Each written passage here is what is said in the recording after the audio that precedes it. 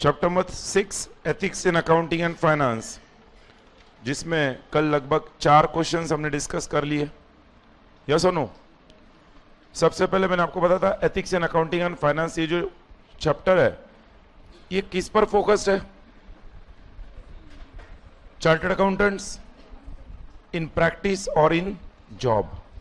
और हम जब कहते हैं इन प्रैक्टिस तो he works as a consultant और auditor.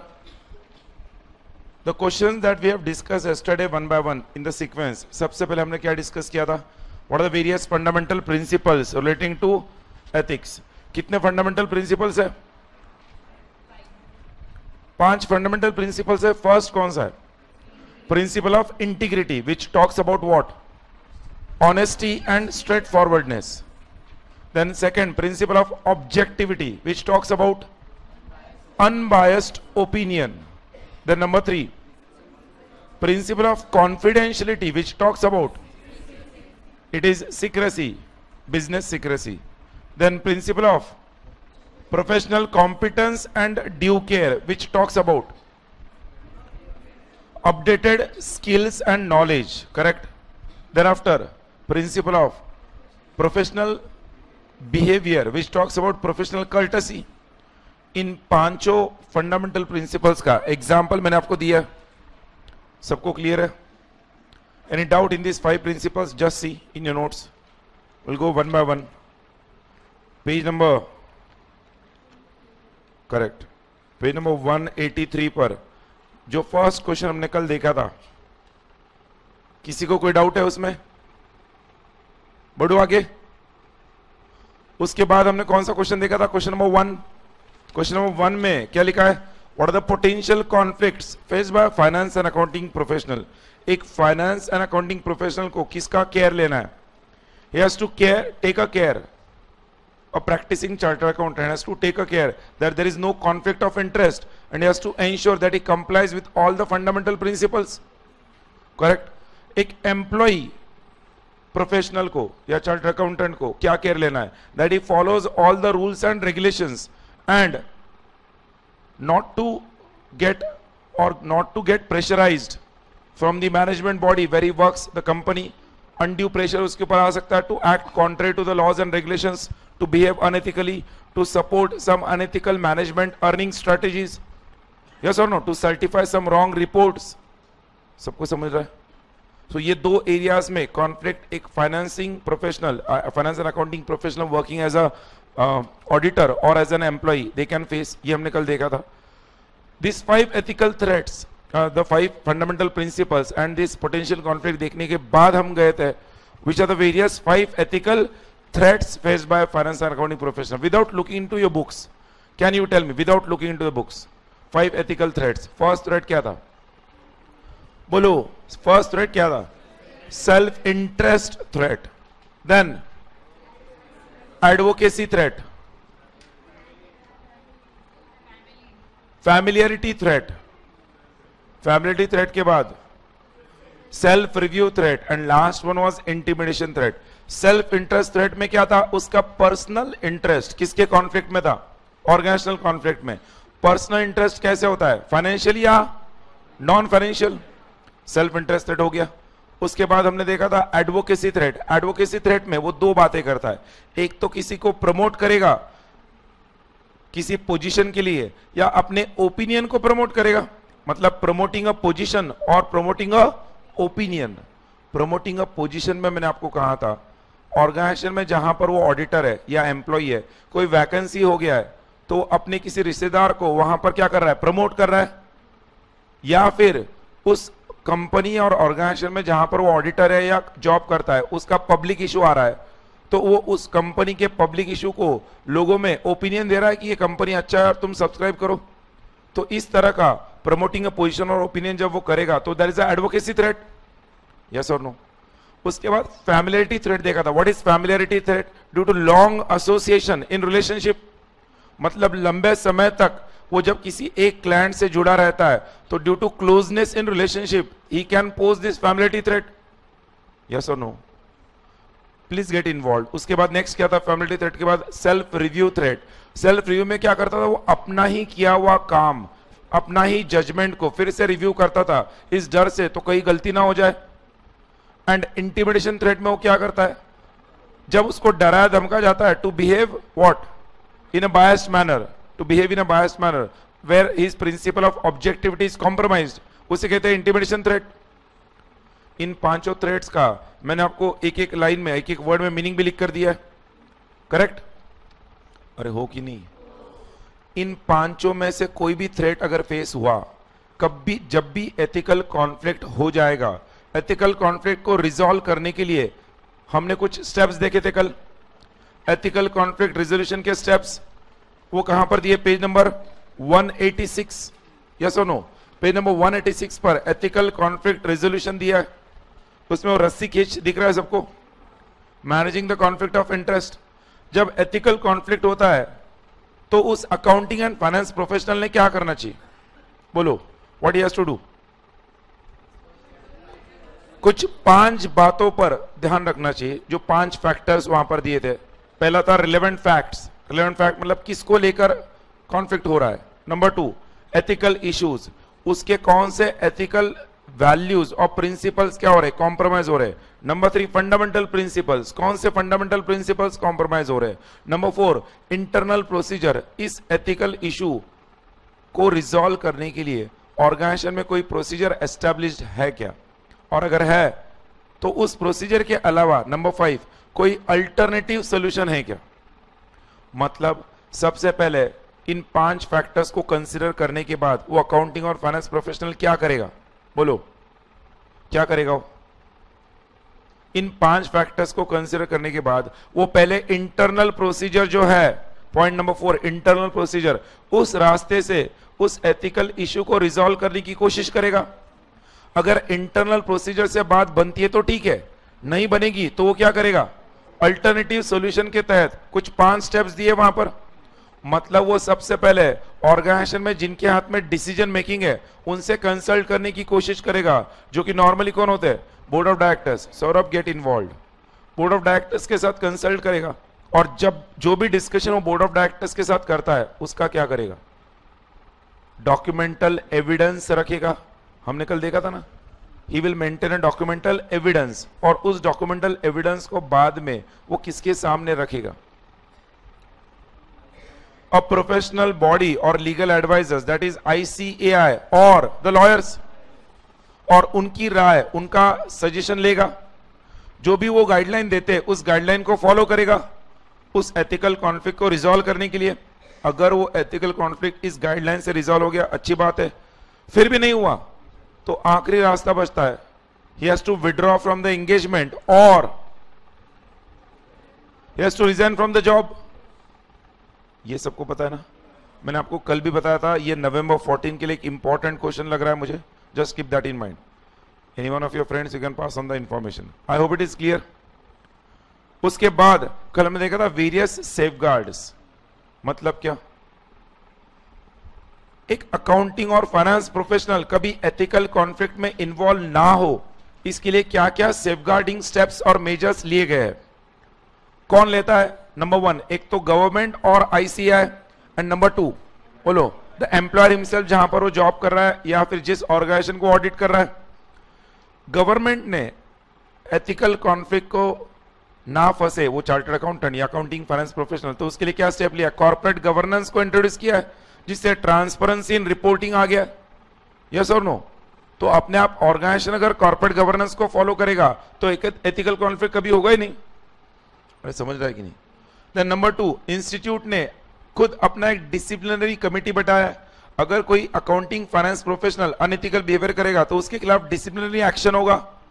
Number 3 the educational and training requirement, जो मैंने आपको कहा था CA बनने के लिए जो पापड़ बेलने पड़ते हैं वो अपने आप में एक सेफगार्डिंग मेजर है। मतलब अगर कोई अनएथिकल पर्सन भी है तो उसको 3-4 साल के उसके CA करिकुलम में इतना एथिकल बिहेवियर के बारे में बताया जाएगा कि he must also start thinking ethically. So मतलब educational and training requirements itself groom the person. उसके बाद इंस्टीट्यूट का अपना नंबर 4 क्या देखा था हमने, प्रोफेशनल स्टैंडर्ड्स है, मतलब इंस्टीट्यूट के खुद अपना कोड ऑफ कंडक्ट है, एथिकल कोड ऑफ कंडक्ट जो हर सीए को फॉलो करना है। और ये 4 के अलावा 5वां देखा था, हर चार्टर्ड अकाउंटेंट को साल में कुछ 30 आवर्स का, मैंने आपको कहा था, कंटिन्यूइंग प्रोफेशनल एजुकेशनल रिक्वायरमेंट्स को फॉलो करना है, जिसको कहते हैं CP hours, continuing professional education. मतलब सीए बनने के बाद भी आपको अपडेटेड और क्या कहते हैं with the current skills and development रखते हैं, तो उससे आपको हर वक्त मार्केट में क्या क्या नए नए अनएथिकल इश्यूज है उसके बारे में अवेयर किया जाएगा, तो will be updated, that will be a safeguarding measure. सबको समझ आया? Then what is the next point?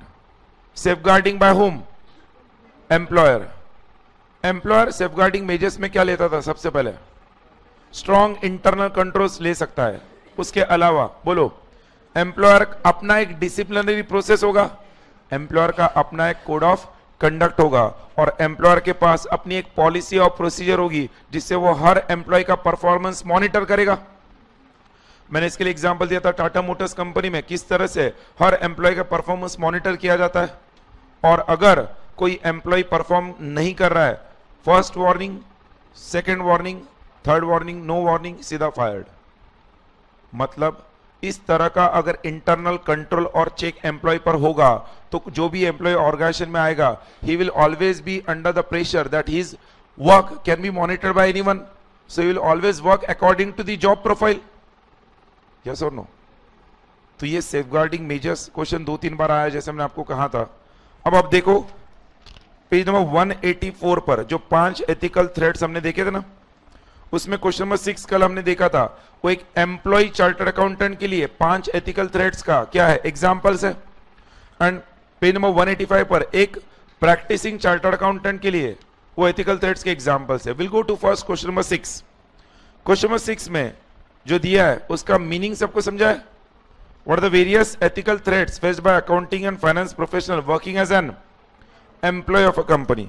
I am reading that paragraph first. The dynamic environment, dynamic मतलब changing environment in which the business operates today may usher a broad range of circumstances. Usher मतलब bring a broad range of circumstances because of which compliance to, underline, principles of integrity, objectivity, confidentiality and professional competence and due care in case of finance and accounting professional working as an employee may be dash क्या threatened surely and it can be classified as under। इस paragraph का मतलब क्या हुआ? क्योंकि business में आजकल आए दिन चेंजेस फास्ट हो रहे हैं, ये वक्त नहीं लगेगा किसी एम्प्लॉय चार्टर्ड अकाउंटेंट को कभी भी जाने अनजाने में अपने फंडामेंटल प्रिंसिपल्स को कॉम्प्रोमाइज करके एथिकल थ्रेड्स में इन्वॉल्व होने के लिए। उसे पता भी नहीं हो फिर भी वो एथिकल थ्रेड कर सकता है। जैसे कि हमने एडवोकेसी थ्रेड में कहा था कि उसे वैकेंसी क्रिएट हो गया, उसने अपने रिश्तेदार को प्रमोट कर दिया, बाद में उसे पता चला जो मैंने किया वो एक एडवोकेसी थ्रेट है। और यस और नो? सो उन्होंने अलग अलग एग्जांपल्स दिए। I will go one by one. पहले जो लिखा ना self interest threat, all of you just read that 4 points, only the 4 points of self interest threat, one by one. जो नहीं समझता है पॉइंट उसे टिक करो। देखो सुनो, लिसन, सेल्फ इंटरेस्ट थ्रेट को कैसे पढ़ने का? एक एम्प्लॉय चार्टर्ड अकाउंटेंट है, उसका पर्सनल इंटरेस्ट के लिए, उसके पर्सनल स्वार्थ के लिए, फाइनेंशियल हो या नॉन फाइनेंशियल हो, वो कुछ इन 4 में से कोई भी एक स्टेप और कदम उठा सकता है। तो जो स्टेप वो उठा रहा है वो कौन सा नहीं समझता, टिक मार्क करो, डिस्कस।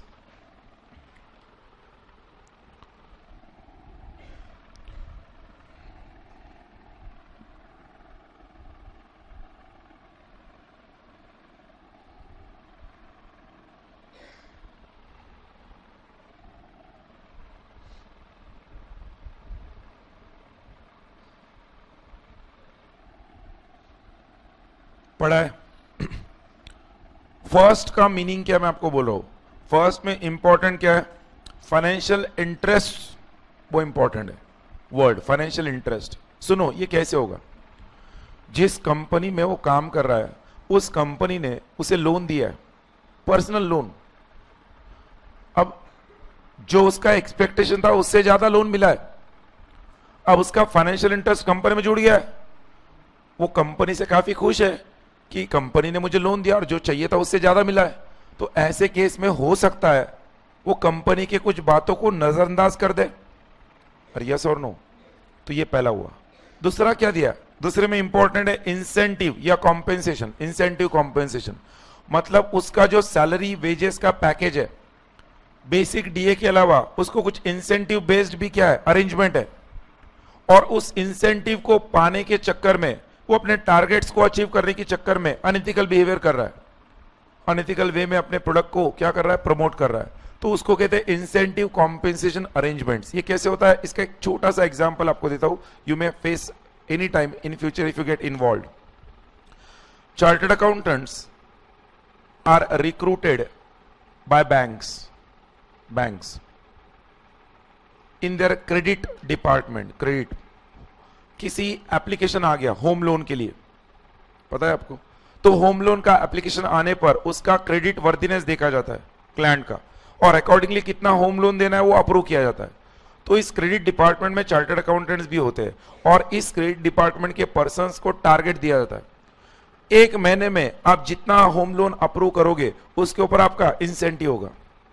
तो अपने इंसेंटिव के चक्कर में अगर ये होम लोन को क्या करे, अप्रूवल दे दे, जो भी प्रॉपर ना होते हुए भी, तो उस केस में उसका क्या हो गया, पर्सनल इंटरेस्ट हो गया ना, यस और no.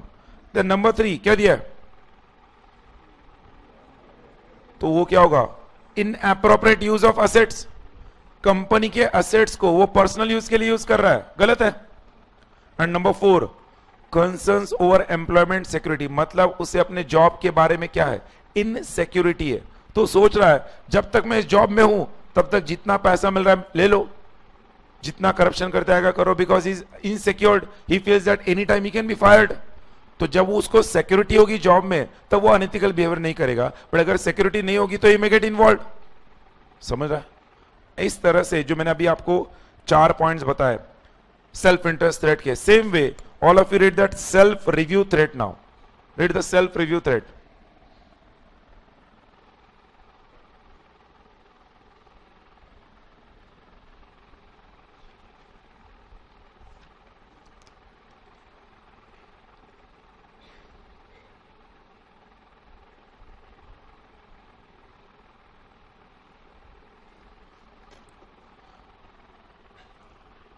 What is written in self review threat? किससे अंडरलाइन करोगे अब तो बोलना चाहिए ना आपको, बोलो। When business decision or data is subject to review and justification is required to be given। मतलब ये कैसे होता है सेल्फ रिव्यू थ्रेट, सुनो। एम्प्लॉय की बात है, एक चार्टर्ड अकाउंटेंट ने अपने फाइनेंस हेड को कंपनी का बैलेंस शीट P&L बनाकर दे दिया, और वो finance head board of directors के सामने इसे प्रेजेंट करने वाला है।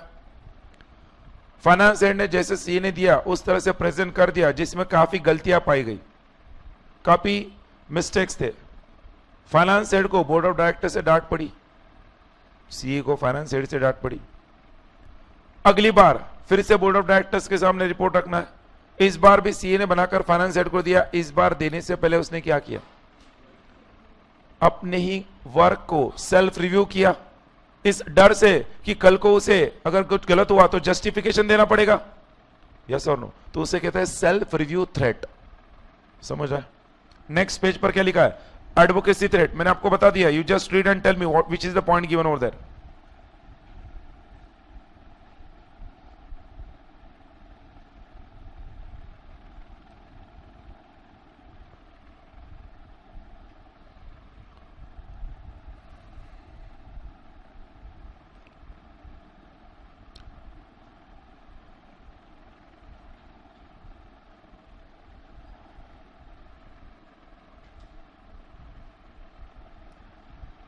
क्या दिया है, अपने ऑर्गेनाइजेशनल के ऑब्जेक्टिव्स को अचीव करने के लिए हो सकता है वो एम्प्लॉय कभी किसी ऑर्गेनाइजेशन के पोजीशन को क्या करे, प्रमोट करे, अपने ऑर्गेनाइजेशन के बारे में लोगों को अवेयर करे, प्रमोट करे।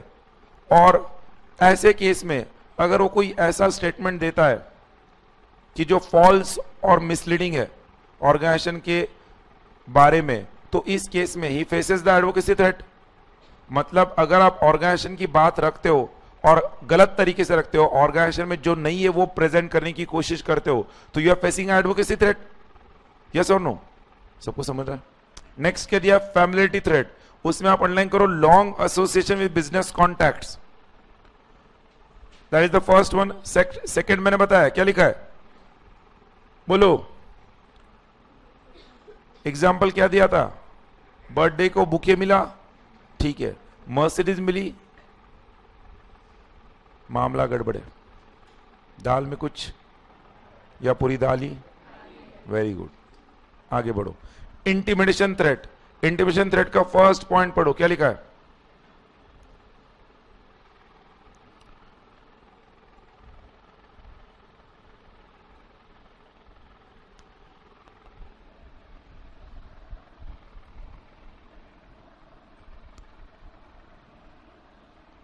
अंडरलाइन करो, थ्रेट ऑफ डिसमिसल और replacement over a disagreement about the application of an accounting principle.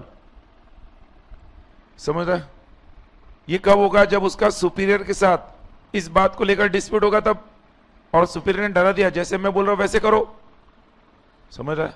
आगे next, you underline the same thing. A dominant personality मतलब a strong personality attempting to influence the decision making process. सबको समझ रहा है? जब उसको डराया गया है कि जैसे हम बोल रहे वैसे करो, उसे इंटिमिडेशन थ्रेट कहेंगे। अब ये सारे थ्रेट्स कौन फेस करेगा? एक एम्प्लॉय चार्टर्ड अकाउंटेंट। ये पढ़ना इसलिए जरूरी है, जैसे हमने एम्प्लॉय के लिए पढ़ा, अब क्वेश्चन नंबर 7 में एम्प्लॉय मतलब प्रैक्टिसिंग चार्टर्ड अकाउंटेंट के लिए वही 5 थ्रेट्स कैसे हो सकते दिया है। लिसन, एग्जाम में इसके ऊपर आपको कुछ 5 क्वेश्चंस आ सकते हैं and they can ask you classify this threats whether they can be faced by an employee chartered accountant or a practicing chartered accountant. The threats which we read are faced by an employee chartered accountant. Now come to the threats by a practicing chartered accountant. उसमें जो self interest threat दिया ना, read that 4 threats given over there. Read on your own now. Underline the keywords जैसे हमने previous question number 6 में किया था।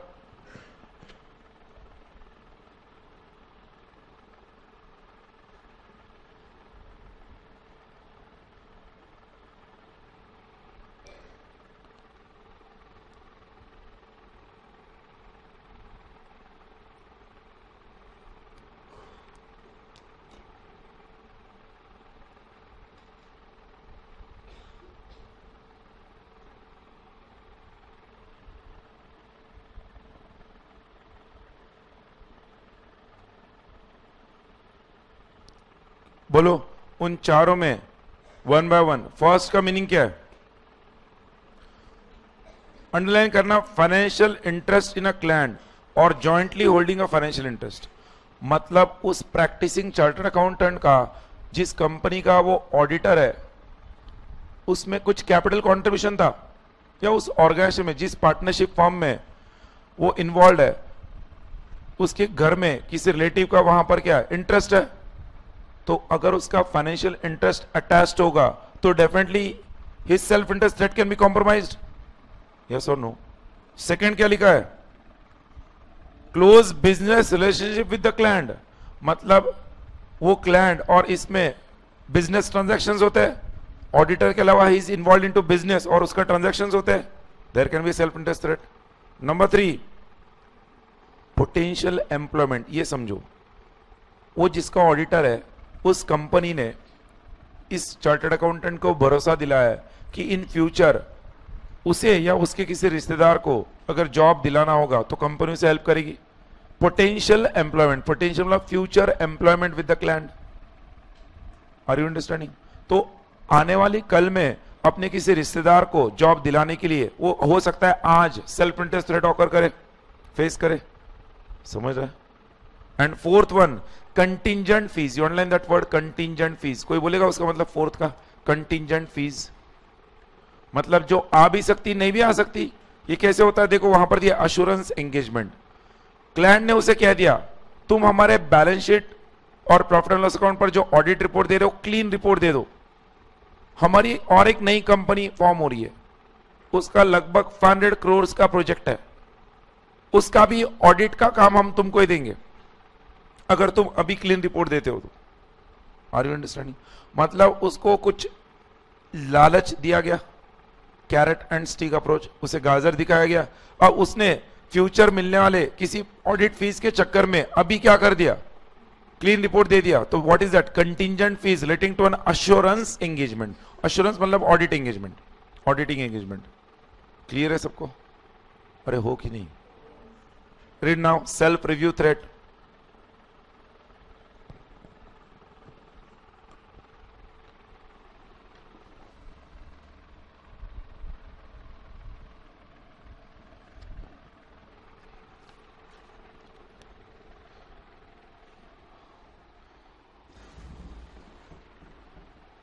Self review threat बोलो। उसमें किसे अंडरलाइन करोगे? फर्स्ट पॉइंट में the discovery of a significant error during revaluation of the work. Clear है? एंड उसके बाद next, a member of the assurance team having recently been a director of that client.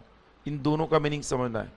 First का तो सबको clear होगा कि अपने ही काम को रिवैल्यू करते हो क्या मिला है, एक सिग्निफिकेंट एरर मिला है। बट सेकेंड का मीनिंग उसे इंपॉर्टेंट मार्क करो, और वो क्या है सुन लो।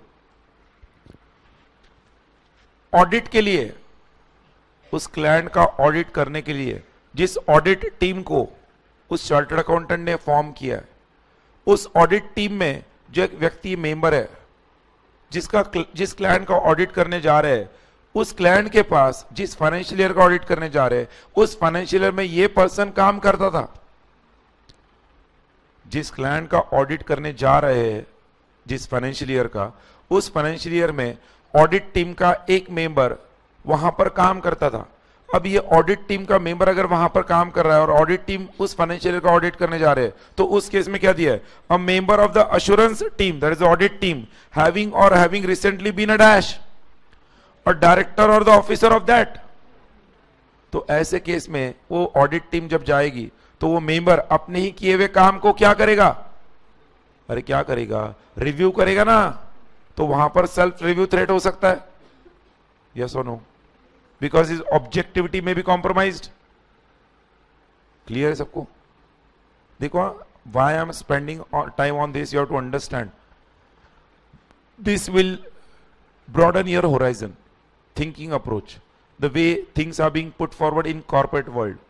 इसका भले ही एकेडमिक पॉइंट ऑफ व्यू से इतना रिलेवेंस एग्जाम में आपको इतना इन डेप्थ लिखना नहीं है, बट ये जो डिस्कशन हम करते हैं इससे आपका होराइजन ब्रॉडन होता है। You need to think beyond the books also, और ये थिंकिंग आपको दिलाता है ओके इस तरह से भी होता है, yes it can happen, so it will help you in your studies, keep that in mind. I hope it is clear, खास करके in solving difficult case studies and problems. Such kind of horizon helps a lot. Come to the next point. What is that? Advocacy thread. बोलो।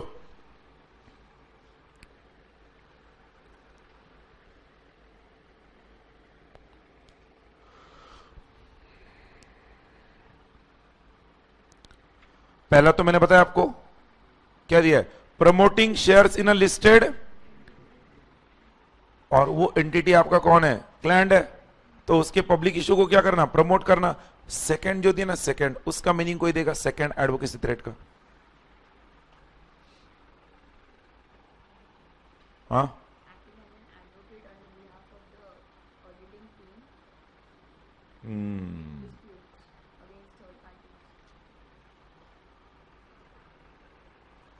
हाँ,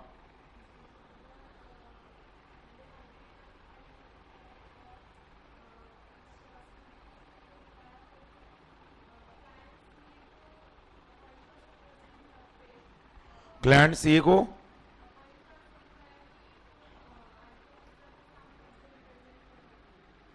नहीं, but you have to understand क्या दिया, acting as an advocate on behalf of an assurance client in litigation और dispute with third parties. यहां पर देखो ये थ्रेट है जो तुम कह रही हो, आई एग्री कि एक क्लाइंट को इनकम टैक्स से स्क्रूटिनी का लेटर आया, क्लाइंट ने एक चार्टर्ड अकाउंटेंट को अपॉइंट करके बोल दिया तुम जाकर क्या करो, इनकम टैक्स डिपार्टमेंट में मुझे रिप्रेजेंट करो, तो उस केस में थ्रेट नहीं हुआ, वो तो ड्यूटी है।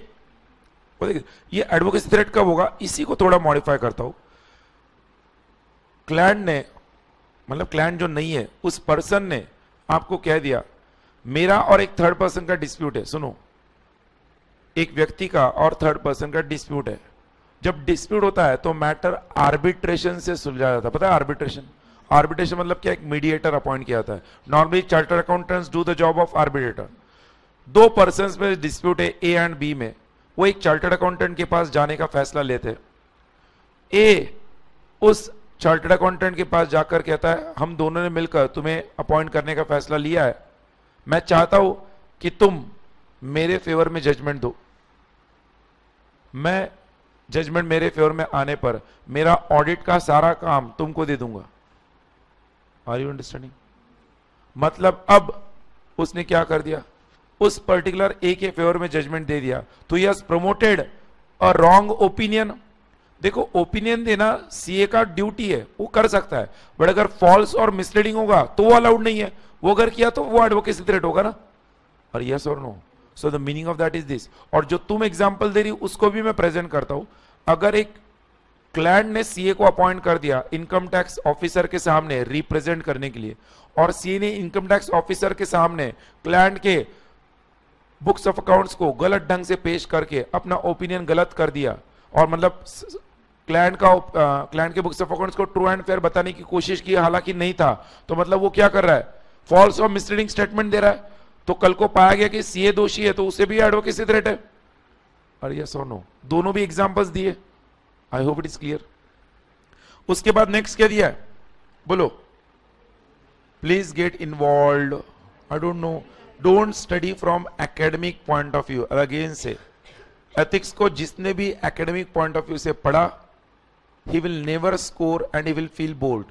बट जो एक नॉलेज गेन करना है, I have a thirst for knowledge, I want to learn something new. Instead of reading books, you are getting something information from me, you get it from that perspective. Think from that perspective, you'll never lose the interest in the topic. But when you study, oh, it is an academic topic, you will get bored. What is the next point? Familiarity threat. Bolo, what is given in that first point? किसे underline करोगे? Close or immediate family relationship with the director or officers of the client. उस CA का या उसकी audit team का। Next you online, accepting gifts unless the value is clearly insignificant. Insignificant value होना चाहिए ना। नेक्स्ट क्या दिया है? लंबे समय तक एसोसिएशन होने से, मतलब एक ही पार्टनर, पार्टनरशिप फर्म है, 4 पार्टनर में से एक ही पार्टनर उस कंपनी का पिछले 10 साल से ऑडिट करने के लिए इन्वॉल्व है, तो हो सकता है कल को ये पार्टनर और वो क्लाइंट मिलके कुछ करे, बाकी पार्टनर्स को पता ना हो। That is due to familiarity threat. समझ रहा है? पीडब्ल्यूसी में यही हुआ था, प्राइस वाटरहाउस कूपर्स में, सत्यम के साथ जो हुआ था उनका। नेक्स्ट क्या लिखा है? Intimidation threat. क्या दिया है? थ्रेटन विद डिसमिसल और replacement, that we know. Threaten with litigation. Litigation मतलब क्या? सूट। उसे ये डर दिखाया गया कि तुम्हें इतने कोर्ट के केसेस में इन्वॉल्व कर देंगे कि तुम बाहर ही आने पाओगे। आगे, pressured to reduce inappropriately the extent of work performed in order to reduce fees. ये बड़ा इंटरेस्टिंग पॉइंट है। ये हर सीएस के साथ इनिशियल स्टेज में जब वो प्रैक्टिस में होता है किया जाता है, क्लाइंट्स करते हैं। You must be aware of this. कुछ फ्रेश सीएस इसको हम कैसे हैं कि स्केप गोड बन जाते हैं इस बात का। कोई सीए का फीस आ गया, ऑडिट फीस 25,000, क्लाइंट कहता है मैं 5,000 के ऊपर नहीं दूंगा। सीए कहता है मुझे इतने तुम्हारे सेल्स का इतना, तुम्हारा इतना टर्नओवर है, इतने बुक्स है, परचेज सेल्स, सारा कैश बुक, ये इतना चेक करना है, बहुत टाइम कंज्यूम होता है, 25,000 रीजनेबल अमाउंट। वो कहता है 5,000 में जितना चेक होगा उतना ही करो, बाकी मत करो, बाकी तुम रिपोर्ट बना के दे दो, हम मंजूर है, हम एक्सेप्ट करेंगे, तुम नहीं करोगे तो कोई और करेगा। Chartered accountants many times fall trap to this kind of behaviour because initial stages में he wants some work, so he may reduce his work for the extent of fees. तो इस केस में उसको डराया गया कि तुम नहीं करोगे तो कोई और करेगा। Are you understanding? So that is an intimidation threat. But once you reach a certain level, many people initially also they don't compromise, but once they reach a certain level they never compromise. They'll say no, this is my fees, this will be the work being done, if you are ready fine, otherwise I'm not interested in your work, you go and find some other CA. I hope it is clear. Yes, question number 6 और 7 हो चुका है। देखो just question number 6 7 में कोई doubt है तो? Doubt तो होगा ही नहीं, we have discuss in detail, और आप लोग सब इतने डीपली इन्वॉल्व हो, सो एकदम शांत वातावरण में इन्वॉल्व हो। मैं ऐसा अज्यूम करता हूं सबको बहुत कुछ अच्छे अच्छे समझ रही बातें। पेज नंबर 182 पर आ जाओ। Last two questions of this last, I will say 181, last two questions, question number 2 and 3। Question number 2 क्या दिया? What is question number 2? Points to be kept in mind for creating a sound ethical environment. Sound ethical environment, sound ethical environment, जैसे भी class में environment है हमारा, sound ethical environment है, yes और no? कैसे साउंड एथिकल एनवायरमेंट है? मैं बोल रहा हूं आप सुन रहे हो, मैं बोल रहा हूं आप सुन रहे हो, मैं बोल रहा हूं आप सुन रहे हो, मैं बोल रहा हूं आप सुन ही रहे हो, आप सुनते ही जा रहे हो। This is sound ethical environment, yes और नो? देखो वो बोलने के लिए भी आप मुंडी हिलाते हो सिर्फ, मतलब वो बोलना भी आपको ऐसा लगता है कि माय गॉड। बोलने के बाद तो सब बोलते हैं, बगैर बोलने में जो मजा है वो कुछ और ही है। और जब भी मैं एथिक्स इस तरह से पढ़ा रहा हूं तो लोग बोलते हैं सर दिल में आता है बट समझ में नहीं। ऐसा तो नहीं ना? यह समझ में भी आ रहा है? आ रहा है, कुछ अच्छा आ रहा है, वेरी गुड।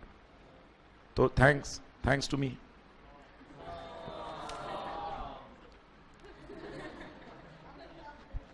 हाँ बोलो बोलो, बोल लो। बोलने में क्या जाता है?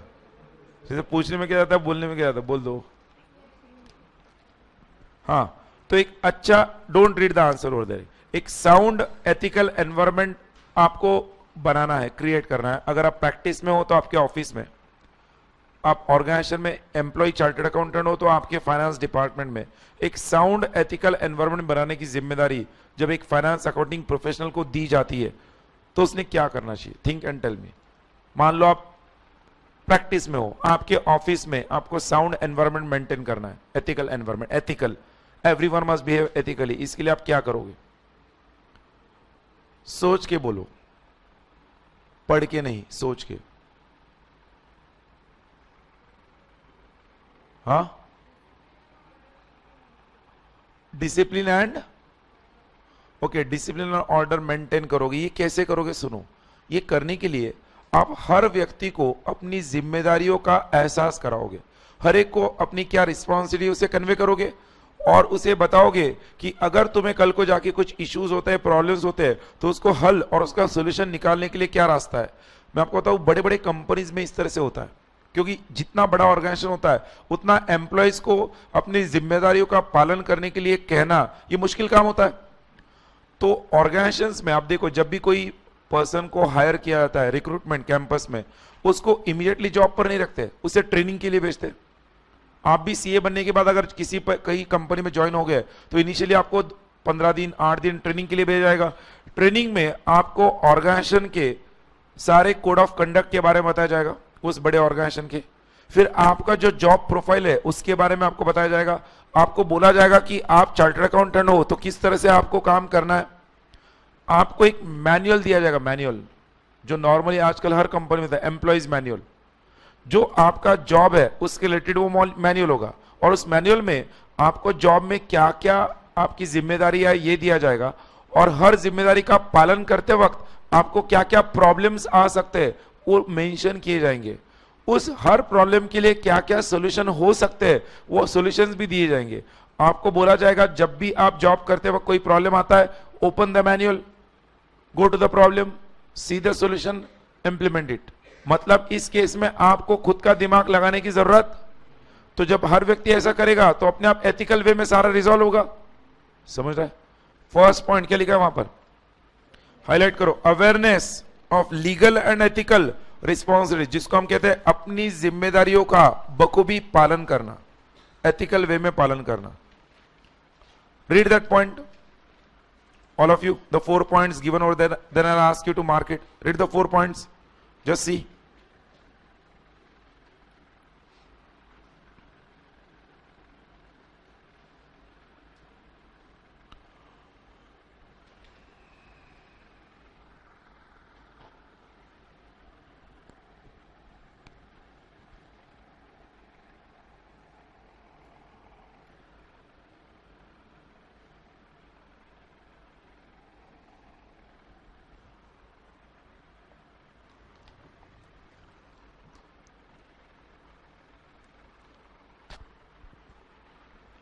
पढ़ा है?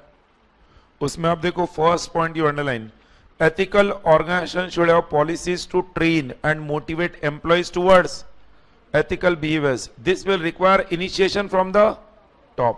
और उसी में सीधा आप लास्ट फोर्थ पॉइंट अंडरलाइन करो, companies now are also providing an integrity manual which helps employees whenever they face choosing right from right. Yes or no? तो उस केस में मैनुअल काम में आएगा. और जो फर्स्ट पॉइंट दिया ना, this will require initiation from the top, मतलब टॉप मैनेजमेंट को भी खुद एथिकल बिहेवियर और रिस्पॉन्सिबिलिटीज का पालन करना है, तभी जाकर ये हर व्यक्ति करेगा. सबको समझ रहा है? सेकंड क्या लिखा है? Transparent communication system. वो क्या सुन लो, यहां पर एक टर्म आएगा विसल ब्लोअर. वो पूरा पॉइंट मैं जो बोल रहा हूं आगे पॉइंट नंबर 3 में आएगा. Point number 2, transparent communication system मतलब क्या सुन लो. जब मैं किसी कंपनी में काम कर रहा हूं और मुझे कहीं पर कुछ अनएथिकल होते हुए नजर आ रहा है, उसे कम्युनिकेट करने के लिए अगर ऑर्गेनाइजेशन में एक प्रॉपर कम्युनिकेशन चैनल अवेलेबल होगा तो मैं इस बात को कन्वे करूंगा.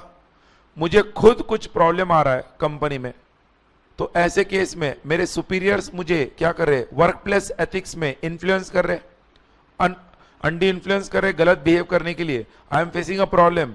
ऐसे केस में अगर मेरे पास एक कम्युनिकेशन चैनल अवेलेबल होगा तो मैं उस चैनल के थ्रू अपने प्रॉब्लम को रिजॉल्व करने के लिए कोशिश करूंगा. मतलब ट्रांसपेरेंट कम्युनिकेशन सिस्टम अवेलेबल करने से एम्प्लॉइज अपने प्रॉब्लम सीधा शेयर करेंगे, वरना एम्प्लॉइज हिचकिचाएंगे, डरेंगे. वो सोचेंगे कि अगर मैं कम्युनिकेट करूंगा तो मुझे जॉब से निकाल देंगे. ये कैसे होता है सुनो. विप्रो कंपनी का ही एग्जाम्पल है. उन्होंने क्या किया है, अपने सारे एम्प्लॉइज को अपने कंपनी के सीनियर एग्जीक्यूटिव्स का, जो senior executives board of directors में है, उनके सबके टोल फ्री नंबर दे दिए सारे एग्जीक्यूटिव्स को, जो एम्प्लॉइज को, और उनको बोल दिया जहां पर भी आप काम करते हो, वहां पर कहीं पर भी थोड़ा अनएथिकल नजर आया या आपके ऊपर प्रेशर आया किसी आपके सुपीरियर से, या तो आपको उस टोल फ्री नंबर पर कॉल करना है, उस पर्सन की कंप्लेंट करनी है. आपको आपका नाम बोलने की जरूरत नहीं, अपने आप वो मैटर रिजॉल्व हो जाएगा. अब अगर ये बात सारे एम्प्लॉयज को पता है तो उन सुपीरियर्स को भी पता है, तो सुपीरियर अगर किसी एम्प्लॉय पर प्रेशर लाने का सोचेगा तो उसके मन में डर होगा कि अगर मैं प्रेशर लाता हूं और मेरी कोई कंप्लेंट कर देता है तो मुझे तो निकाल देंगे. यस और नो? क्या दिया देखो, ethical organization should provide facilities for employees through which they could communicate with responsible position for reporting frauds, mismanagement or any other form of non-routine detrimental behavior, that is harmful behavior. Companies like Wipro have introduced a helpline comprising of senior members of the company who are available for guidance of any moral, legal or ethical issue that an employee may. सबको समझ रहा है? पक्का? You underline over there, first line. Ethical organization should provide facilities for employees through which they could communicate with responsible position.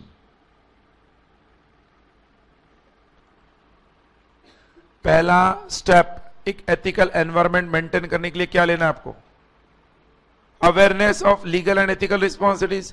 दूसरा, एक transparent communication system maintain करना है. और third, you underline that, fair treatment to whistleblowers. Who are whistleblowers? We have studied. जो आपके employer को in advance में क्या करेगा, ऑर्गेनाइजेशनल अनएथिकल बिहेवियर के बारे में कम्युनिकेट करेगा. और जब इस तरह से वो कम्युनिकेट करेगा तो होगा क्या, बोलो?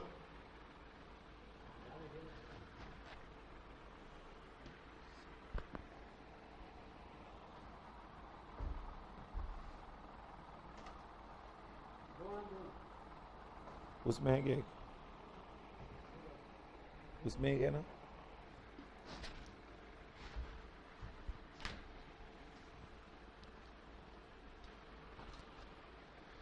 जब भी कोई एम्प्लॉय इस तरह से अनएथिकल बिहेवियर में इन्वॉल्व हो रहा है और एक विसल ब्लोअर मतलब एम्प्लॉयज में से ही किसी ये बात कन्वे कर देता है, तो उसको क्या करना, रिवॉर्ड करना है.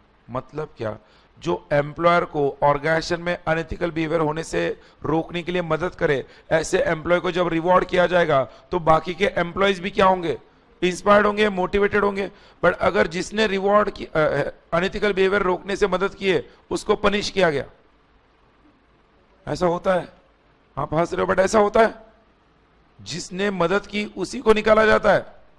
ऐसे केस में बाकी एम्प्लॉय सोचते हैं हमें क्या करना है, उसको पनिश हुआ हमको भी हो सकता है। Let us what not get involve into it, forget what you have seen. क्या दिया वहां पर, देखो same thing is mention. Fair treatment to whistleblowers is important as this encourages other members of the company to report similar activities in future. Next line you underline, on the contrary, if the company demotes, मतलब demotivates such whistleblowers, it discourages other employees from reporting on any malpractices. बस उतना ही। आगे जो दिया ना, within the organization which might affect its reputation as well as cause financial losses. सबको समझ रहा है? पक्का? लास्ट क्वेश्चन जो दिया है, देखो अभी इतना हमने सब पढ़ा, ethics in accounting and finance and all that. आप वहां पर साउंड एथिकल एनवायरनमेंट की बात कर रहे हैं, 5 एथिकल थ्रेड्स की बात कर रहे हैं, 5 फंडामेंटल प्रिंसिपल्स की बात कर रहे हैं, हम एथिकल कॉन्फ्लिक्ट रिजोल्यूशन के बारे में हमने देखा, सेफगार्डिंग मेजर्स देखा। ये जैसे हम डिस्कस कर रहे हैं, हर चार्टर्ड अकाउंटेंट को ये पता होता है, फिर भी अनएथिकल बिहेवियर होता ही है। लाख सारी बातें पता है, फिर भी अनएथिकल बिहेवियर होता है। क्यों? सोच, थिंकिंग, और उसको कहते हैं शॉर्ट टर्म सोच, लॉन्ग टर्म सोच नहीं। सत्यम के चेयरमैन ने, रामलिंगम राजू ने, अगर लॉन्ग टर्म के बारे में सोचा होता तो उन्हें ये अपने आप अपने ऊपर वो लगाम लगाते और इस तरह का अनएथिकल और एस्केलेटेड अर्निंग्स नहीं करते। सत्यम में क्या हुआ था आपको पता है? Do you know what happened in Satyam? Satyam का स्कैम हुआ है, सबको पता, बट कैसे हुआ, क्या हुआ, वो नहीं पता है। Are you aware? हाँ बोलो। No, it was not related to profits, it was related to something else. वो प्रॉफिट्स पहले शो हो चुका था ज्यादा, कंपनी के बैलेंस शीट में जब प्रॉफिट ज्यादा दिख रहा था, इन्होंने प्रॉफिट कैसे दिखा था? फिक्स डिपॉजिट्स दिखा, फिक्स डिपॉजिट्स। सत्यम ने क्या दिखाया? एसेट्स में लोन्स एडवांसेस होते ना, वहां पर फिक्स डिपॉजिट दिखाया। बैंक में एफडी है कंपनी का, करोड़ एंड करोड़ रुपीस का एफडी है, ऐसा दिखाया। 2008 के एजीएम में सत्यम कंपनी के चेयरमैन रामलिंगम राजू ने एनुअल जनरल मीटिंग में शेयरहोल्डर्स के सामने प्रस्ताव रखा कि कंपनी, सत्यम की एक सिस्टर कंसर्न है माइथस, सत्यम का उल्टा होता है माइथस, माइथस प्रॉपर्टीज वो जो रियल एस्टेट में थी उसको टेक ओवर करेगी, एक्वायर करेगी। शेयरहोल्डर्स ने कहा अच्छी बात है, एक्वायर कर लो, सत्यम का डाइवर्सिफाइड बिजनेस होगा, और इसे एक्वायर करने के लिए कंपनी बैंक से लोन लेगी। उस मीटिंग में एक पढ़े लिखे शेयरहोल्डर ने खड़ा होकर क्वेश्चन पूछ लिया और वहां से वो पूरा मैटर बाहर आया। उसने कहा अगर हमारे पास बैंक में इतना एफडी है तो हमको लोन लेने की क्या जरूरत है? लोन पर वापस इंटरेस्ट का बर्डन बढ़ेगा और इंटरेस्ट कॉस्ट ज्यादा है, एफडी का इंटरेस्ट कम है, तो इससे बेटर है हम क्या करें, एफडी को ही रिडीम कर दे और उन पैसों से कंपनी को एक्वायर कर ले, तो लोन पर का इंटरेस्ट बच जाएगा।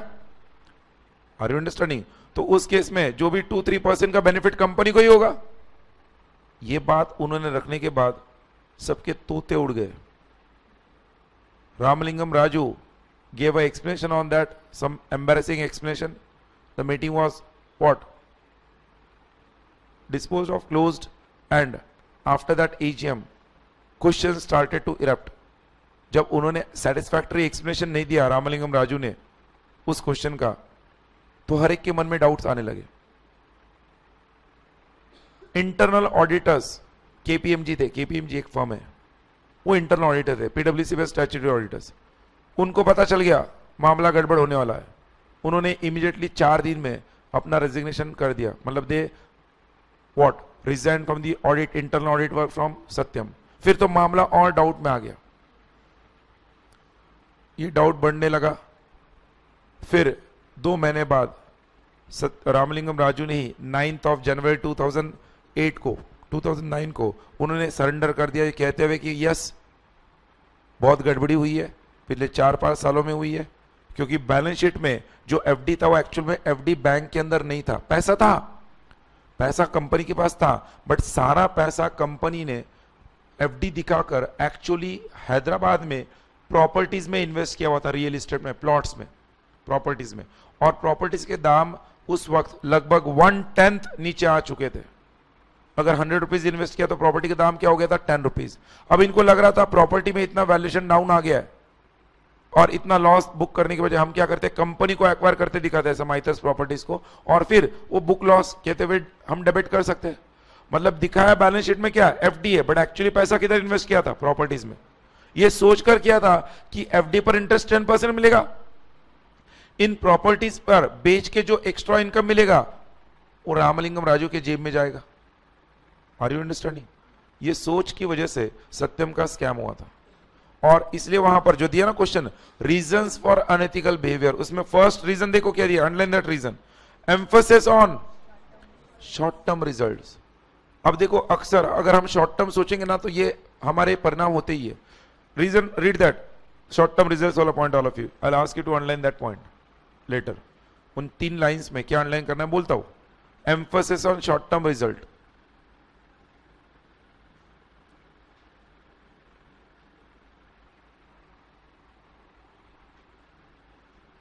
पढ़ा है?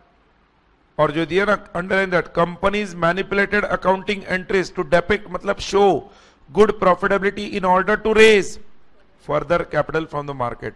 डेपिक्ट का मतलब क्या है, show, to show good profitability. सबको समझ रहा है? सेकेंड रीजन क्या दिया, underline that heading, ignoring small unethical issues. अब देखो ये घर में अक्सर होता है, जिस घर में बच्चों को बचपन से कुछ गलत करने पर सजा मिलती है वो बच्चे आगे जाकर एथिकल होते हैं, क्योंकि उनकी छोटी सी भी गलती बर्दाश्त नहीं की जाती। बट जहां पर छोटी छोटी गलतियों को इग्नोर करने का एक एटमॉस्फेयर होता है, आगे जाकर वही बच्चा शैतान बनता है।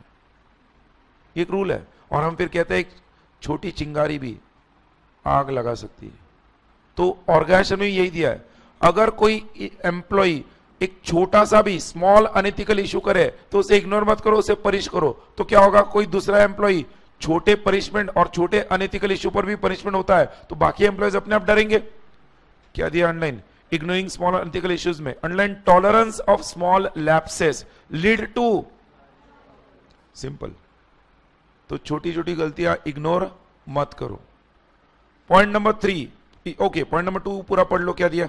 So the companies should develop an environment where small ethical lapses are taken seriously so that they are not repeated in the. Point number 3 क्या दिया है, economic cycle. What is an economic cycle? Can anyone tell me economic cycle? Economic cycle किसे कहते हैं?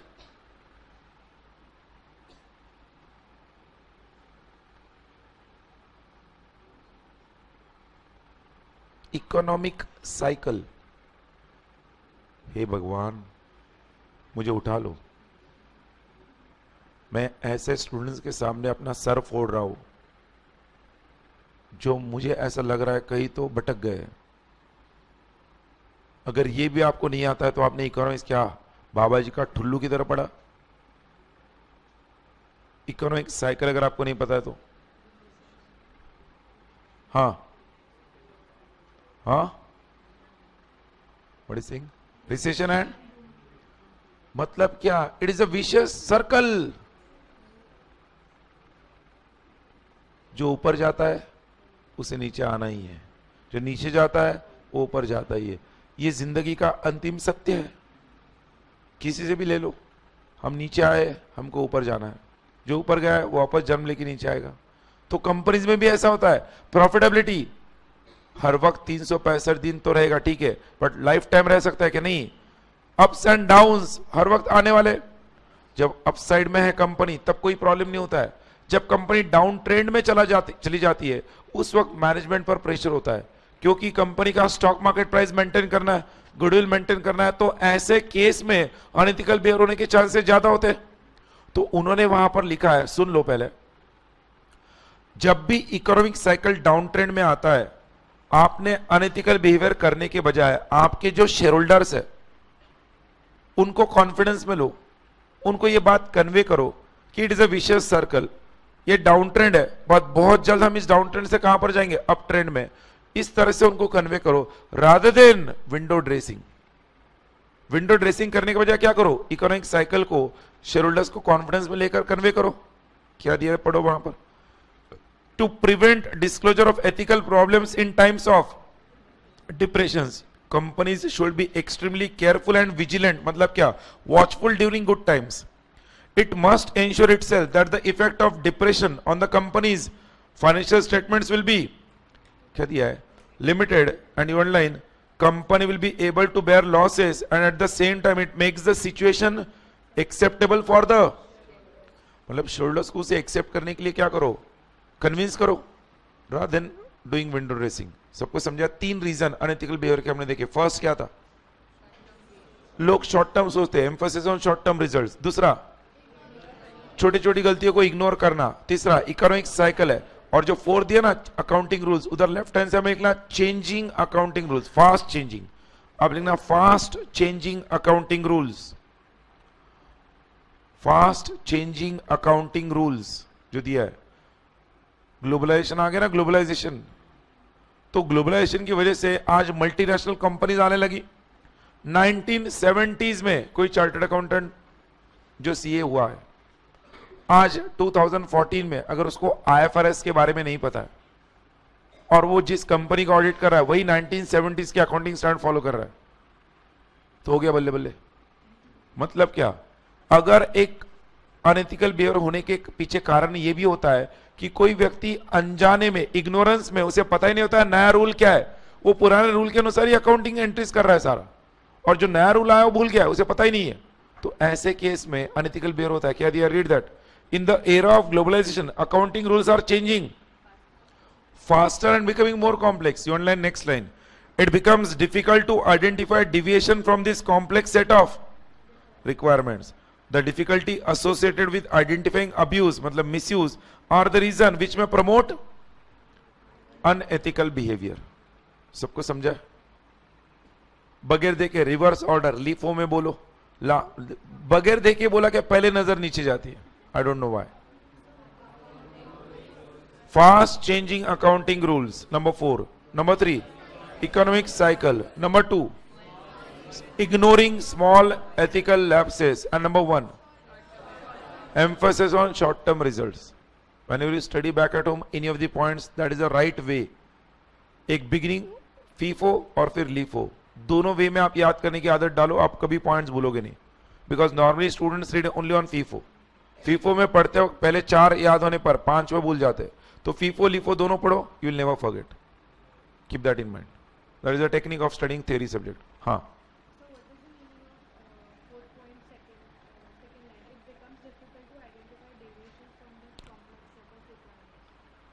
जो fast changing rules आए, जैसे मैंने कहा आईएफआरएस आया है, एक चार्टर्ड अकाउंटेंट ने आईएफआरएस का कंप्लायंस नहीं किया है और अकाउंटिंग स्टैंडर्ड जो उसे पता है उसके अनुसार उसने कंप्लाई किया. अब उसे यही नहीं पता है AS 31, 32 क्या है. उसने बैलेंस शीट पिंडल को प्रेजेंट कर दिया, उसे बताया गया it is not as per the standards. वो बोलता है मैंने तो हिसाब से यही है. Now he is not aware that a new AS 31, 32 has come. Now he has to go and first study that. Then he will be understanding, okay fine, this is the requirement I need to comply. So it is very difficult to identify the deviation from, in this case, unless until he is updated. So that is fast changing rules make it the reason for unethical behavior.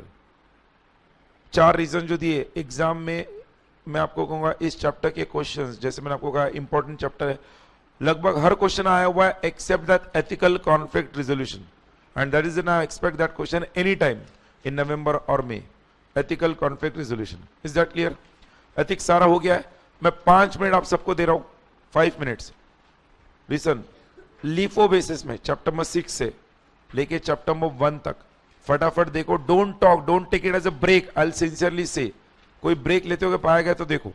6 chapter से लेके first chapter तक ऐसे देखो as if 10 minute में आपको ethics के 6 chapters का revision करना है. उस तरह से देखो. कोई डाउट किसी क्वेश्चन में तो पूछो. अगर आप किसी दिन एब्सेंट हो, कुछ हो, वो पूछ लो, कोई दिक्कत नहीं. I will discuss that points with you. कोई कंसेप्ट आपको लगता है कि you need help of mind, you ask me.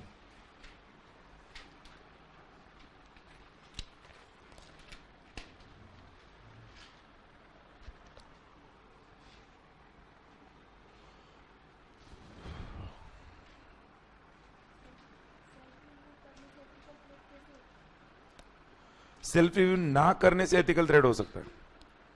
वो एथिकल से क्या होगा कि अगर आप रिव्यू नहीं करोगे आपका काम, तो उस केस में अगर आपकी गलती हो गई, आपका जजमेंट गलत हो गया, तो आपका बॉस जो सुपीरियर है वो आपको फायर कर सकता है। तो आप जब खुद का ही काम रिव्यू क्यों कर रहे हो? इस डर से कर रहे हो कि कल को अगर काम गलत हो गया तो आपको जस्टिफिकेशन देना पड़ेगा। उसे कहते हैं सेल्फ रिव्यू थ्रेट। अपना ही काम हम रिव्यू कर रहे हैं इस डर से कि कल को जस्टिफिकेशन ना देना पड़े। पेज नंबर बोलो। 187 पर। हाँ, क्वेश्चन 9, सेफगार्ड्स। सेफगार्ड्स का मतलब मैंने आपको कल बताया था, हेलमेट हम पहनते हैं ताकि एक्सीडेंट हो गया तो सर बचे। ये सेफगार्ड्स क्या है? ये सेफगार्ड्स हमने जो एथिकल थ्रेड स्टडी किया ना, सेल्फ इंटरेस्ट, सेल्फ रिव्यू, इन एथिकल थ्रेड्स को आप फेस ना करो as accounting and finance professional. तो जो स्टेप सेफगार्ड दिए गए स्टेप्स है, वो जो दिए सेफगार्डिंग मेजर्स, वो अगर लिए गए, प्रॉपरली लिए हुए, अगर वो लिए गए, तो अकाउंटिंग एंड फाइनेंस प्रोफेशनल के एथिकल थ्रेड्स में इन्वॉल्व होने के चांसेस क्या है? कम है, एक्सेप्टेबल लेवल तक है। वहां पर देखो ना, सेफगार्ड्स के फर्स्ट लाइन में क्या लिखा आंसर में? सेफगार्ड्स दैट में एलिमिनेट और reduce the various threads to an acceptable level fall into two categories. मतलब आपको अवेयर किया गया अनएथिकल बिहेवियर का क्या कॉन्सिक्वेंसेस है, डिसिप्लिनरी एक्शन हो सकता है, आपको प्रोफेशनल कोड ऑफ कंडक्ट के बारे में बताया गया, कॉर्पोरेट गवर्नेंस के बारे में बताया गया, एथिकल बिहेवियर होने के क्या फायदे है, इसका ट्रेनिंग दिया गया, सारी बातें बताई गई। तो अपने आप अब अनएथिकल बिहेवियर करोगे क्या? नहीं। तो एक सेफगार्डिंग मेजर हुआ। फिर आपको एक बताया गया कि आपका काम कोई दूसरा व्यक्ति चेक कर सकता है, इंटरनल कंट्रोल है, आपके मन में डर है, आपके खिलाफ एम्प्लॉयर एक्शन ले सकता है, डिसिप्लिनरी एक्शन ले सकता है। तो इस ऐसे बातों का आपको जब नॉलेज होगा तो अपने आप अब अनएथिकल बिहेवियर नहीं करोगे। तो ये सेफगार्ड्स। कई बार अनएथिकल बिहेवियर होने के पीछे कारण क्या होता है? They feel as if no one is seeing me. Yes और नो? तो ये जब डर होगा तो अपने आप क्या होगा? एथिकल बिहेवियर होगा। That's the meaning of it. हाँ, 165 पेज नंबर 165 बोलो। हरासमेंट में मैंने आपको कहा था, रेशियल हरासमेंट में कई एग्जांपल्स दिए थे। हरभजन सिंह का एग्जांपल दिया था जो उन्होंने एंड्रयू सिमेंट्स को मंकी कहा। दूसरा एग्जांपल दिया था जो एमएफ हुसैन ने हिंदू गॉड और गॉडेस के पेंटिंग्स ड्रॉ किए थे, या फिर सलमान रुश्दी ने मोहम्मद पैगंबर के बारे में जो कुछ अपने बुक सतानिक ऑफ वर्सेस में लिखा था। ये जो सारे बातों को लेकर इन पर्टिकुलर पर्संस को टारगेट किया गया। हरभजन सिंह को एंड्रयू सिमेंट्स ने कोर्ट में केस कर दिया रेशियल हरासमेंट का। हिंदू लोगों ने एमएफ हुसैन पर केस कर दिया, सलमान रुश्दी पर मुस्लिम लोगों ने केस कर दिया। तो ऐसे जो एक व्यक्ति को टारगेट करना, एक रेस, कास्ट, क्रीड और रिलीजन को लेकर, या किसी, अब एग्जाम्पल के तौर पे लोगे तो इंडिया में आप देखोगे एक पर्टिकुलर कम्युनिटी को टारगेट करके काफी जोक्स बनते, तो ये उनका क्या हुआ? रेशियल हरासमेंट ही हुआ ना। तो रेशियल हरासमेंट में आप किसी भी पर्सन को उसके रेस, रिलीजन को लेकर टारगेट करोगे तो रेशियल हरासमेंट। फिर सेक्सुअल हरासमेंट, जो एक विप्रो कंपनी का एग्जांपल दिया था, विप्रो स्पेक्ट्रामाइंड कंपनी है, उस कंपनी के अंदर फीमेल एम्प्लॉय को, जो आउटसोर्सिंग फर्म है, रात में पिकअप करने के लिए जिस कैब ड्राइवर ने उसके साथ कोई सिक्योरिटी ना होने से सेक्सुअल हरासमेंट किया था, उसको मार दिया। तो इस केस में विप्रो कंपनी को लायबल किया गया because there were no security measures. तो उन्होंने कहा सेक्सुअल हरासमेंट में भले ही एम्प्लॉयर की गलती ना हो, बट सबसे ज्यादा एम्प्लॉयर का नाम खराब होता है, तो इसलिए एम्प्लॉयर को सेक्सुअल हरासमेंट को भी प्रोहिबिट करने के लिए हर स्टेप लेना है और उसे डिक्लेयर करना है sexual harassment is totally forbidden. ये उन्होंने वहां पर दिया सेक्सुअल हरासमेंट में। हरासमेंट का मीनिंग क्या था? हमने देखा था ऊपर, torturing, subjecting to constant interference, डरा धमका कर काम करा के लेना, उसे हरासमेंट कहते हैं। बोलो। और 174, हाँ, ग्रीन अकाउंटिंग सिस्टम में मैंने आपको कहा था, कॉस्ट शीट जो आप कॉस्टिंग में बनाते हो, उसमें कॉस्ट ऑफ प्रोडक्शन के अंदर selling and distribution expense add करने पर कॉस्ट ऑफ सेल्स हो गया। ये आपका ट्रेडिशनल सिस्टम है। अब इस कॉस्ट ऑफ सेल्स के साथ जब पोल्यूशन का कॉस्ट भी ऐड होगा, मतलब जो आपकी कंपनी, ऑर्गेनाइजेशन पोल्यूशन करती है, उस पोल्यूशन के बदले में आपको पेनल्टी लगाया गया, तो जो पेनल्टी करोगे वो किस में इंक्लूड करोगे? कॉस्ट ऑफ सेल्स में। और ये किसके ऊपर जाएगा? कंज्यूमर के जेब पर जाएगा। आपका computer eco friendly equipments use कर रहा है तो उसको पोल्यूशन का पेनल्टी नहीं लगा, उसका कॉस्ट ऑफ सेल्स आया। तो कंज्यूमर आपसे बाय करने के बजाय किससे बाय करेगा? उससे, बिकॉज कंज्यूमर का फायदा उधर हो रहा है। मतलब ह्यूमन बींग्स को जब पोल्यूशन करने के लिए पेनल्टी लगाया जाएगा, पोल्यूशन पे प्रिंसिपल आएगा, तो वो एनवायरमेंट को प्रोटेक्ट करने का महत्व समझेंगे। Green accounting system talks about you have to maintain your environment clean and green. अगर आप पोल्यूशन करते हो तो जितना आप कार्बन डाइऑक्साइड एमिट करते हो उतना ही आपको ऑक्सीजन जनरेट करना चाहिए, जिसके लिए मैं आपको एग्जांपल दिया था कार्बन क्रेडिट, एक टर्म के बारे में, दैट इज ग्रीन अकाउंटिंग। समझा? हाँ, 158 question number which? Question number 3। वो क्वेश्चन का मतलब corporate governance issues development abroad and India. उसमें मैंने आपको क्या कहा था? इंडिया में और इंडिया के बाहर यूएस में कॉर्पोरेट गवर्नेंस को डेवलप करने के लिए क्या क्या स्टेप्स लिए गए। हम कहते हैं कॉर्पोरेट गवर्नेंस कंसेप्ट आया वगैरह, ठीक है, बट इंडिया में कॉर्पोरेट गवर्नेंस के तहत क्या कदम उठाए गए? तो 2 स्टेप्स इंडिया में लिए गए थे, मैंने आपको बताया था, point number 3 and 4। Point number 3 में क्या दिया था? नॉन एग्जीक्यूटिव डायरेक्टर्स जो है वो कंसेप्ट आया। मतलब ये डायरेक्टर्स कैसे होते हैं? इंडिपेंडेंट होते हैं ना। इंडिपेंडेंट डायरेक्टर्स आने से क्या होता है? जो फैसले होंगे बोर्ड ऑफ डायरेक्टर्स के वो अनबायस्ड होंगे। जब independent director board of directors के अंदर बैठेगा तो जो बोर्ड ऑफ डायरेक्टर्स एग्जीक्यूटिव है, मतलब फुल टाइम डायरेक्टर्स है, वो अगर कोई गलत फैसला लेंगे तो इंडिपेंडेंट डायरेक्टर नॉन एग्जीक्यूटिव है, वो बोलेगा मैं इसको सपोर्ट नहीं करूंगा, तो वो सपोर्ट नहीं करेगा तो अपने आप वो फैसला होने से रुक जाएगा, गलत फैसला होगा तो नॉन एग्जीक्यूटिव मतलब क्या? इंडिपेंडेंट डायरेक्टर्स जो कंपनी पर अपने रोजी रोटी पर डिपेंडेंट नहीं होते, वो कंपनी के बोर्ड ऑफ डायरेक्टर्स से सिर्फ सिटिंग फीस लेते हैं, बोर्ड मीटिंग में प्रेजेंट रहेंगे, they experts in their field. Point number 3 में लिखा था non executive directors will place a limitation, constant मतलब क्या? Limitation of management's power, yes और नो, वो पॉइंट था। And point number 4 was India में फाइनेंशियल इंफॉर्मेशन प्रॉपर डिस्क्लोज करना, मतलब फाइनेंशियल स्टेटमेंट्स में balance sheet, profit and loss account, cash flow statement, notes to account, इन सब का प्रॉपर डिस्क्लोजर शेड्यूल 3 के तहत होता है कंपनीज एक्ट में। तो इसको ट्रांसपेरेंसी जब आएगी, प्रॉपर डिस्क्लोजर, तो अपने आप क्या होगा? अनएथिकल बिहेवियर नहीं होगा, that is corporate governance maintain होगा, हर व्यक्ति जिम्मेदारी से काम करेगा। यूएस में क्या स्टेप्स था? वो पॉइंट नंबर 6 था, सर्बन्स-ऑक्सले एक्ट यूएस में लिया गया, नया एक्ट आया Sarbanes Oxley act for protection of corporate governance, और उसी के नीचे new listing requirements by NYSE, New York stock exchange. वो 2 पॉइंट्स मार्क किए थे ना, बोलो और। हाँ, विच प्रोब?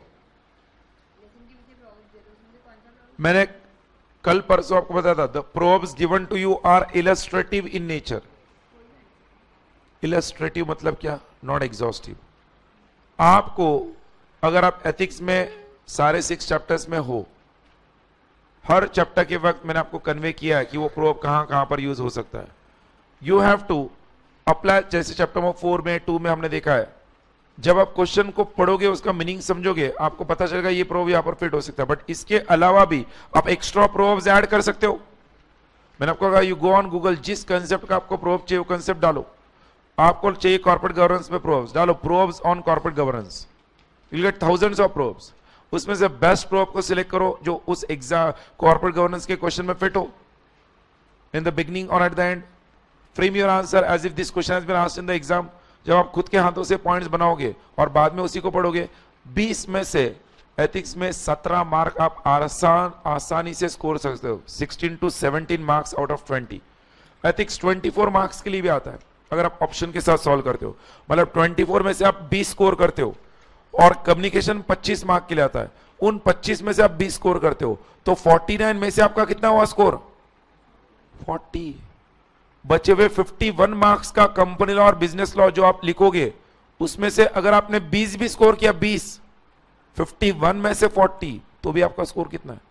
51 में से 20 स्कोर किया तो भी स्कोर कितना है? 60, और 51 में से 30 स्कोर किया तो कितना हुआ? 70। और इसलिए मैं डे 1 से बोलता हूं, लॉ में स्कोर करना 70 प्लस आसान है, बट स्टूडेंट्स क्या करते हैं, लॉ बाद में करेंगे, लॉ बाद में करेंगे, लॉ बाद में करेंगे, लॉ में भी स्कोर नहीं, कॉस्टिंग एफएम में भी डम, एक ना धड़ बराबर चिंध्या. You have to focus on two subjects which I always say. Two subjects. One is tax and second is law. Not being a faculty of law, I know very well कि which subject must be focused. First tax and second law. ये दो subject आपकी group 1 की and group 2 की दोनों की नैया पार करा सकते, ग्रुप 1 की भी एंड ग्रुप 2 की भी. That is something interesting part. But costing FM में क्यों नहीं बोलता हूं, सिलेबस इज वास्ट.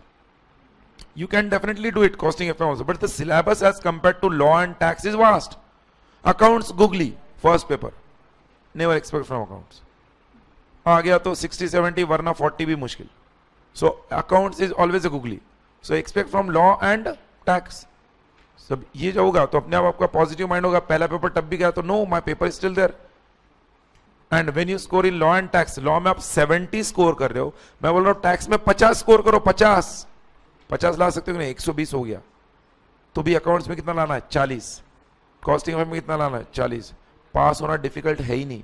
जो फेल होते हैं ना उन स्टूडेंट को पूछो, वो चाहते हैं हर सब्जेक्ट में 60 प्लस आए, हर सब्जेक्ट में आते हैं 40. ये नहीं होता है. मैक्सिमम स्टूडेंट सीए में आने के बाद फेल इसलिए होता है उनका स्कोर 160 165 से लेकर 180 185 90 तक होता है. वो एग्रीगेट में फेल होते हैं, 40 42 44 ऐसे मार्क्स आते हैं. Reason, Jack of all trades but master of none. That is a simple reason. In today's world, you have to be master of something to get or clear in that competitive exam. And master of something, I can say one tax, I'll say law, and second group you can use, I can say ITSM and advanced accounts. Why not audit? Because audit is a purely technical subject. So it's better advanced accounts and ITSM, which is again institute का मैंने आपको कहा है, जो weakness है ना उस पर फोकस करो. इंस्टीट्यूट का वीकनेस ग्रुप 1 में लॉ है, कॉस्टिंग एफएम है, जिसमें से हम कह सकते हैं एफएम नहीं कॉस्टिंग है सिर्फ, बिकॉज कॉस्टिंग सीएमए का स्ट्रेंथ है. तो इंस्टीट्यूट का वीकनेस क्या है, कॉस्टिंग. इंस्टीट्यूट का वीकनेस क्या है, लॉ. ग्रुप 1 में खत्म. ये दोनों पर फोकस करो. इंस्टीट्यूट इन दोनों में कुछ ज्यादा चेंज नहीं लाती है. कॉस्टिंग में जो क्लास में सर ने आपसे क्वेश्चन सॉल्व किए होंगे, कराए होंगे ना, उसके बाहर एक क्वेश्चन आ नहीं सकता, लिख कर लेना. बट फिर भी स्टूडेंट है ना मानते, दिले की मानता ही नहीं. हम 4 बातों, 4 इनपुट्स, 4 आउटपुट्स सबसे लेते सजेशन, और हमारा कुछ तो अल्टरनेटिव निकाल दे, रेफरेंस बुक वगैरह वगैरह, जरूरत ही नहीं है. Costing is the weakness of institute, law is the weakness of institute, second group में ITSM is the institute of weakness है, खत्म. इन 3 सब्जेक्ट को टारगेट कर दिया. अकाउंट्स इंस्टीट्यूट का स्ट्रेंथ है, टैक्स इंस्टीट्यूट का स्ट्रेंथ है. बट टैक्स में क्यों बोलता हूं, बिकॉज टैक्स सेक्शन बेस्ड है. जहां पर भी सेक्शंस होते हैं ना, कितना भी स्ट्रेंथ क्यों ना हो, उसके बाहर कुछ नहीं पूछ सकते. समझ रहा है? अकाउंट्स में ऐसा नहीं है, एफएम में ऐसा नहीं है. That is the point. Page 1, हाँ 160 ग्लोबल रिपोर्टिंग इनिशिएटिव के बारे में मैंने आपको एक पॉइंट बताया था. ये क्या है, एक सीएसआर एक्सटर्नल स्टैंडर्ड है, और इसका आंसर पेज नंबर 162 पर दिया है. ग्लोबल रिपोर्टिंग इनिशिएटिव का जो common points for short note on any of the external standard दिया ना, मैंने आपको कहा है जो सारे एक्सटर्नल स्टैंडर्ड्स और गाइडलाइंस है, कुल मिलाकर 9 एक्सटर्नल स्टैंडर्ड्स और गाइडलाइंस है. नाउ इन सारे 9 स्टैंडर्ड्स को अगर आप पढ़ोगे फ्रॉम योर मॉड्यूल, तो it becomes very difficult, because you don't need to study only 1 chapter. You have 7 subjects or 4 subjects. So you have to study think from a common layman point of view. Exam के 1.5 दिन पहले क्या मैं इन 9 guidelines को learn कर सकता हूं, और लर्न किया तो भी पॉसिबल नहीं है. तो आपको कोई भी स्टैंडर्ड्स आए, एक्सटर्नल स्टैंडर्ड पर क्वेश्चन आए, उसको कैसे लिखना है, उसके लिए मैंने 5 पॉइंट वहां पर लिख कर दिए थे. 4 पॉइंट प्लस 1 पॉइंट क्लास में लिख कर दिया था. उन 5 पॉइंट्स को आपको फिल इन द ब्लैंक्स की तरह यूज करके एग्जाम में क्वेश्चन आ गया किसी भी स्टैंड पर, जो वहां पर स्टैंड थे ना, GRI AA 1000, social accountability 8000, short note आ गया नवंबर में. Right a short note on social accountability 8000. Don't worry, वो 4 + 1 5 पॉइंट लिख दो. 3 से 4 मार्क के लिए क्वेश्चन आता है, सफिशिएंट है. उसके पहले आपने बैकग्राउंड क्रिएट कर दिया कॉर्पोरेट सोशल रिस्पॉन्सिबिलिटी के बारे में, because it is related with CSR ना. Okay, so it becomes easy. Always try to make the thing simple, not difficult, complicated नहीं। वो जैसे है वैसे मैं पढ़ूंगा, जैसे वैसे पढ़ने की कोशिश करोगे तो it will become difficult. Ethics आप स्टडी मटेरियल से पढ़ने की कोशिश करो, एक चैप्टर पढ़ोगे ना, आप बोलोगे सर बहुत डिफिकल्ट लैंग्वेज है। The way we have put up the things so is I know for the last 8 years I am teaching this, question answer pattern में देने का पर्पज ही वो था। जब क्वेश्चन आंसर पैटर्न में आता है ना, वो लगता है बहुत आसान है। अब स्टूडेंट को लगता है एथिक्स बहुत आसान है। स्टूडेंट पूछो, कुछ स्टूडेंट जो रिवीजन बैच में थे, कुछ स्टूडेंट्स 2-2, 3-3 अटेम्प्ट हुए तो भी एथिक्स को सीरियसली ले नहीं रहे थे। उनको लगता था एथिक्स बहुत डिफिकल्ट है, बिकॉज कुछ नोट्स में काफी डिफिकल्ट वे में एथिक्स पेश किया गया और कुछ क्वेश्चन तो ओमिट ही किए गए, है ही नहीं, डिस्कशन ही नहीं है।